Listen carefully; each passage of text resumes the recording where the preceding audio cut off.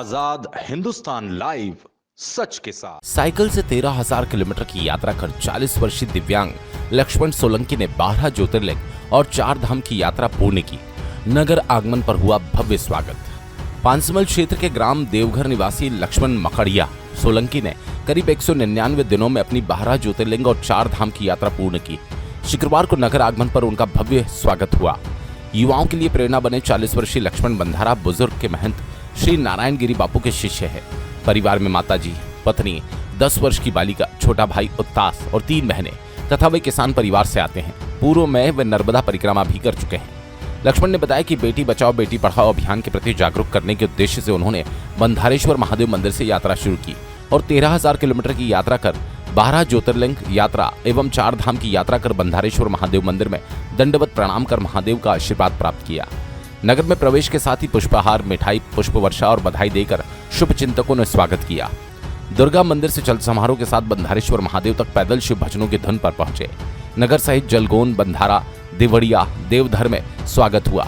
विश्व हिंदू परिषद बजरंग दल ने त्रिशूल भेंट कर उनका अभिनंदन किया। बिरसा ब्रिगेड, पत्रकार बंधुओं और नगर परिषद अध्यक्ष शैलेश भंडारकर, जनपद पंचायत अध्यक्ष प्रतिनिधि, पूर्व जिला जनपद सदस्य श्रीमती निर्मला श्याम बर्डे, प्रकाश जोशी सहित नगरवासियों ने जोरदार स्वागत किया। मीडिया से अपने अनुभव साझा करते हुए उन्होंने बताया कि युवा पीढ़ी अपने लक्ष्यों से भटक रही है। सभी को धर्म, संस्कार, सनातन धर्म के प्रति जागरूक रहना चाहिए। भारत के अलग अलग राज्यों में यात्रा करते हुए तमिलनाडु के अनुभव साझा करते हुए कहा, तमिलनाडु में रूट पर जाने के दौरान आश्रमों की कमी के कारण शाकाहारी भोजन नहीं मिल पाया। उन्होंने नमकीन खाकर भी समय निकाला।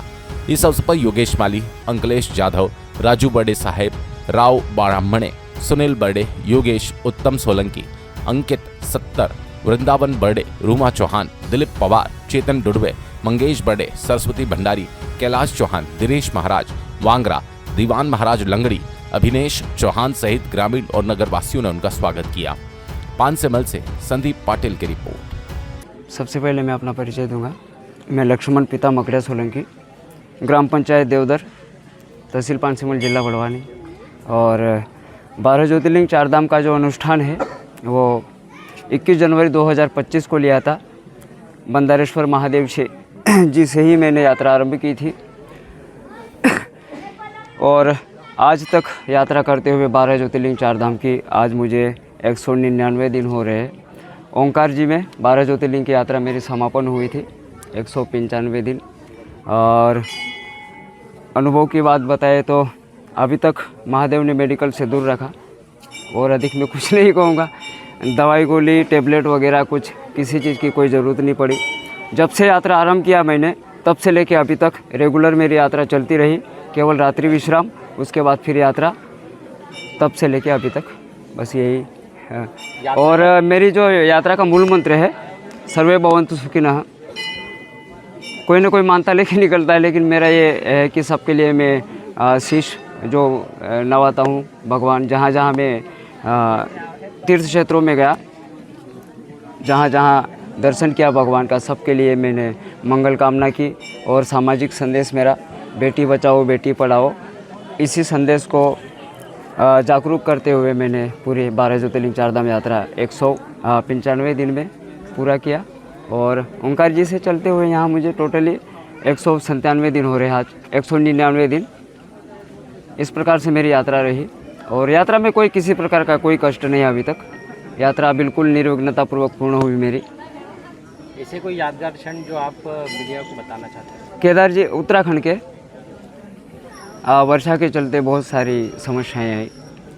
समस्याएं बोले तो रुकना पड़ा था, भूस्खलन वगैरह होते हैं, बाढ़ आपदा वगैरह वगैरह, इसके अलावा कुछ नहीं, यही हुआ था। आप अलग अलग राज्यों में दर्शन के लिए गए, किस प्रकार का आपको लोगों का समर्थन मिला, या ऐसा कोई वाक़या जो आपके जहन में अभी तक यादगार रहेगा? तमिलनाडु का, उस तरफ ना तो आश्रम है ना संत महात्मा मिलते हैं। जो कुछ भी करना होता है अपनी तरफ से ही करना होता है, रहने रुकने का। और दूसरी सबसे बड़ी बात, मांसाहार क्षेत्र, जिसके चलते मुझे कुछ दिक्कतें आई थी। और नमकीन से 20-22 दिन मैंने चलाए, तमिलनाडु, रामेश्वरम, धनुषकोटी। उसके बाद फिर कोई किसी प्रकार की कोई समस्या नहीं। आप दिव्यांग होने के बाद में भी इतना लंबा सफ़र करके आए हो, युवाओं के लिए क्या प्रेरणा और क्या संदेश देना चाहिए? ये मेरा प्रेम है महादेव से। इसमें कोई मांग नहीं है, कोई डिमांड विमांड नहीं है। भगवान के लिए मैंने ये किया वो सब कुछ नहीं है, भगवान ने मेरे को करवाया और जिसने जीवन दिया उससे क्या मांगे, सबसे बड़ी बात कुछ मांग नहीं। युवाओं के लिए क्या संदेश देना चाहिए? युवाओं के लिए संदेश है कि परमार्थ के प्रति थोड़ा सा ये रखना चाहिए। हमारी जो वास्तविक संस्कृति है कहीं ना कहीं विलुप्त हो रही है। अभी सब शॉर्ट, माता पिता पहले चरण छूते थे, अभी घुटनों तक आ गए, उसके बाद फिर कपड़े वपड़े सब टोटली चेंज हो गया। कुल मिला के परमार्थ हमारे सनातन धर्म की वास्तविक संस्कृति है, हमारा मूल है, हमारा जड़ है। तो मुझे लगता है लेके चलना चाहिए। मैं कोई साधु या महात्मा नहीं हूँ, एक गृहस्थी व्यक्ति हूँ, बाई है, मैं हूँ, मेरा पूरा परिवार है, लेकिन ये सत्य है। परिवार का बहुत बड़ा इसमें मैं मानता हूँ समर्पण है। परिवार की क्या भूमिका रही आपके जीवन में? जैसे आप इतने समय बाहर रहे, परिवार से बातचीत और ऐसे कोई चीज़ें जो आप शेयर करना चाहते हैं? परिवार की सबका आशीर्वाद रहा और मैं सबको धन्यवाद करता हूँ।